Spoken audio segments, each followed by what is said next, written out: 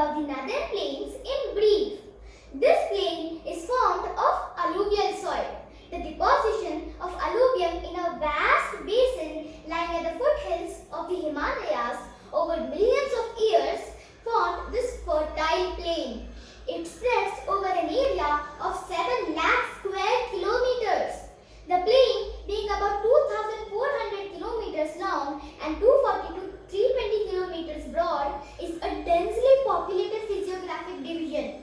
With a rich soil cover combined with adequate water supply and favorable climate, it is agriculturally a very productive part of India. The rivers coming from the northern mountains are involved in the depositional work. In the lower course, due to the gentle slope, the velocity of the river decreases, which results in the formation of the riverine islands and the deltas.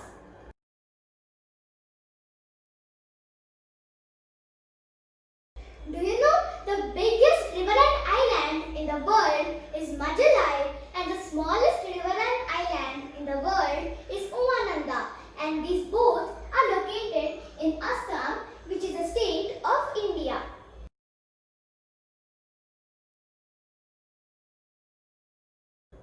The rivers in their lower course split into numerous channels due to the deposition of silt. These channels are known as the distributaries. The northern plain is broadly divided into 3 sections. The western part of the northern plain is referred to as the Punjab plain. Formed by the Indus and its tributaries, the larger part of this plain lies in Pakistan.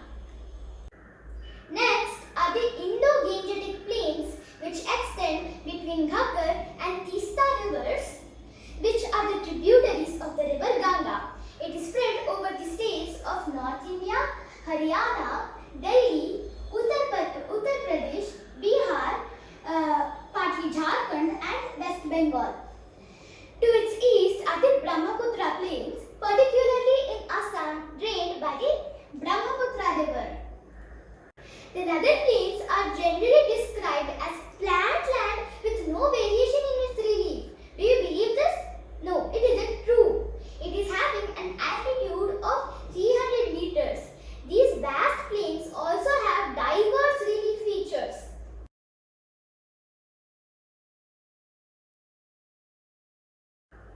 According to the variations in relief features, the northern plains can be divided into 4 regions. The rivers, after descending from the mountains, deposit pebbles in a narrow bed of about 8 to 16 kilometers in width, lying parallel to the slopes of the Shivaliks. It is known as Bhabur belt. All these streams disappear in this Bhabur belt. Do you know where will these streams disappear?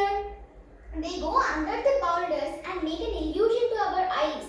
Imagine that the slope is like this, because when the mountain is here, the slope is gradually becoming flat. So imagine if the river is flowing from here, we cannot see the water because of the rocks, but the river is emerging in this belt.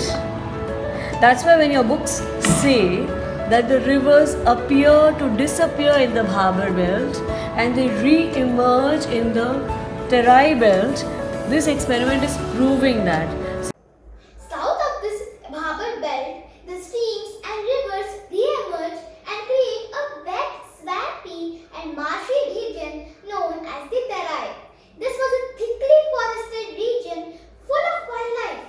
The forests have been cut and cleared to create agricultural land and to settle migrants from Pakistan after partition. The largest part of the northern plain is formed of older alluvium. They lie above the floodplains of the rivers and present a terrace-like feature. This part is known as Bhangar.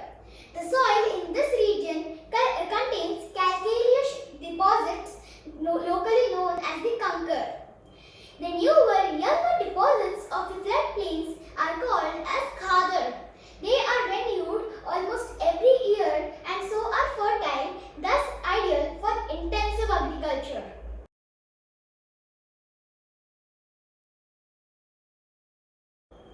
Let us now briefly discuss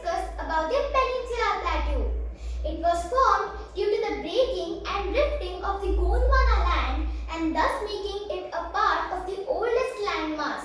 The plateau has broad and shallow valleys and rounded hills. This plateau consists of two broad divisions, namely the Central Highlands and the Deccan Plateau.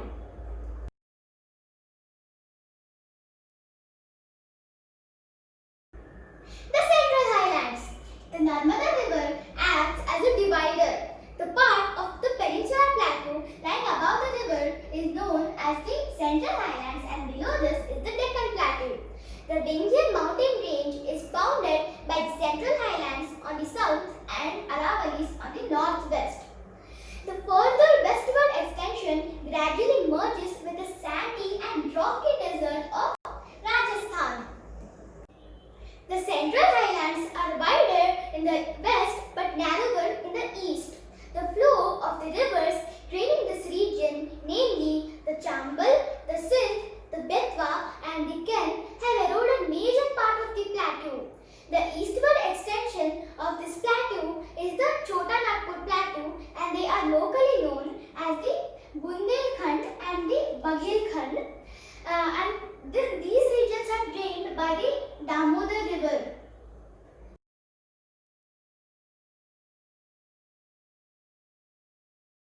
The Deccan Plateau. The Deccan Plateau is a triangular landmass that lies to the south of the river Narmada. The Satpura Range, Mahadev Hills, the Kaimur Hills, the Maikal Range, Betul Plateau, Dandakaranya Plateau, Telangana Plateau, Karnataka Plateau, Ajanta Hills of Maharashtra are some examples of the Deccan Plateau. One of the distinct features of the Peninsular Plateau is the black soil area known as the Deccan Trap, that is a part of Maharashtra, Gujarat and Madhya Pradesh. This is of volcanic origin, hence the rocks are igneous. These rocks have eroded over time and resulted in the formation of the black soil. The Deccan Plateau is higher in the west and slopes gently eastwards. This plateau is also extended to the northeast, locally known as the Karbi Angalam Plateau, North Kachar Hills, the Garo, the Khasi and the Jinkia Hills. The Deccan Plateau is separated by a fault line from the Chota Nagpur Plateau. The Western Ghats and the Eastern Ghats are the western and the eastern edges of the Deccan Plateau.